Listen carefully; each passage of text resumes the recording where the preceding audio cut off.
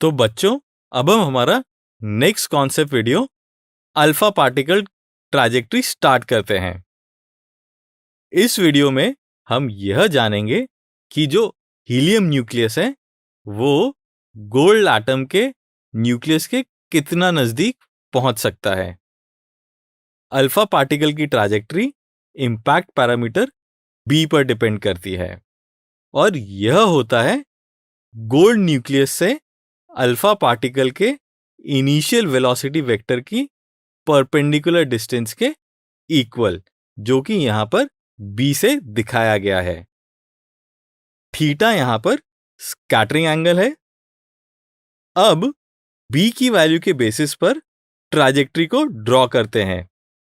यदि बी की value large है तो अल्फा पार्टिकल्स गोल्ड न्यूक्लियस से दूर होंगे, क्योंकि इन पर न्यूक्लियस का रिपल्सिव फोर्स नहीं लग रहा होगा, तो यह बहुत ही कम एंगल से डिफ्लेक्ट होंगे। तो इस केस में स्कैटरिंग एंगल थीटा की वैल्यू ऑलमोस्ट 0 के इक्वल होगी। अब बी की स्मॉल वैल्यूज के लिए, यानी कि अल्फा पार्टिकल गोल्ड न्यूक्लियस के पास से ट्रैवल करेंगे और गोल्ड न्यूक्लियस के लार्ज रिपल्सिव फोर्स के कारण यह लार्ज डिफ्लेक्शन शो करेंगे। अब यदि बी की वैल्यू 0 हो, यानी कि अल्फा पार्टिकल न्यूक्लियस के सेंटर की ओर ट्रैवल करें, तो वह अपने पाथ को ऑलमोस्ट रिट्रेस करते हैं। तो इस केस में स्कैटरिंग एंगल ऑलमोस्ट 180 डिग्री होगा। तो यहां हमने देखा कि बी की डिफरेंट वैल्यूज के लिए अल्फा पार्टिकल की ट्रैजेक्टरी कैसे वेरी करती है। अब हम देखेंगे कि गोल्ड न्यूक्लियस के सेंटर की ओर आने वाले अल्फा पार्टिकल्स न्यूक्लियस से कितनी डिस्टेंस तक पहुंच पाते हैं। इसे हम डिस्टेंस ऑफ क्लोजेस्ट अप्रोच भी कहते हैं।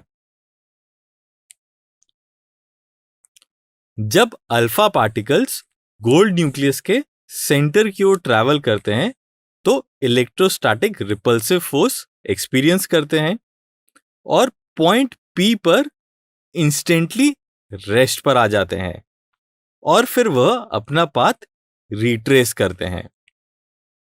तो पॉइंट पी व गोल्ड न्यूक्लियस के बीच के डिस्टेंस डी को हम डिस्टेंस ऑफ क्लोजेस्ट अप्रोच कहते हैं।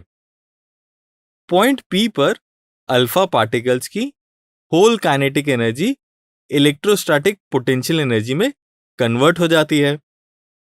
तो हम काइनेटिक एनर्जी को पोटेंशियल एनर्जी के इक्वल लिख सकते हैं। अब दो चार्ज के लिए इलेक्ट्रिक पोटेंशियल एनर्जी होती है Q1 Q2 upon 4 pi epsilon not R। Q1 यहां पर अल्फा पार्टिकल का चार्ज है, यानी कि 2e के इक्वल होगा, एंड Q2 गोल्ड न्यूक्लियस का चार्ज है, जो कि atomic number Z into E के इक्वल होगा। R यहां पर हमने D के इक्वल लिख लिया है। यह कैलकुलेशन करने पर D के लिए फॉर्मूला आता है 2 into ZE square upon 4 pi epsilon not K। K यहां पर kinetic energy of alpha particle है। तो बच्चों, अब हम एक कॉन्सेप्ट टेस्ट करते हैं और देखते हैं जो हमने क्लोजेस्ट डिस्टेंस निकालने का फॉर्मूला सीखा है, क्या आप उसको अप्लाई कर पा रहे हैं या नहीं। तो क्वेश्चन कुछ इस प्रकार से है।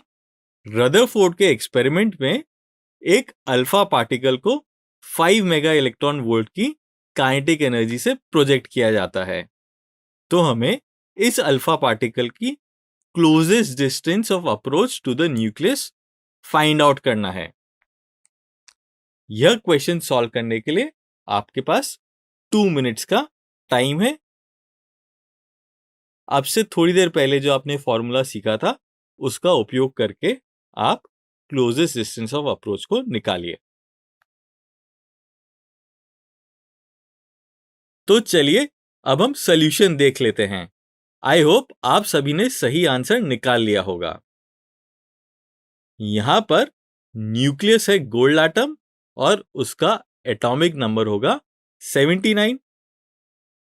अल्फा पार्टिकल आएगा और वो इस तरह से डिफ्लेक्ट होके वापस अपनी पाथ को रिट्रेस कर लेता है।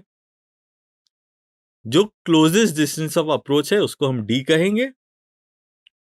डी का फॉर्मूला अभी हमने पढ़ा था 2 × ZE² अपॉन 4πε0 k। यहां पर सारी वैल्यू सब्स्टिट्यूट करेंगे तो हमारे पास डी आ जाएगा 4.5 × 10⁻⁻14 मीटर्स।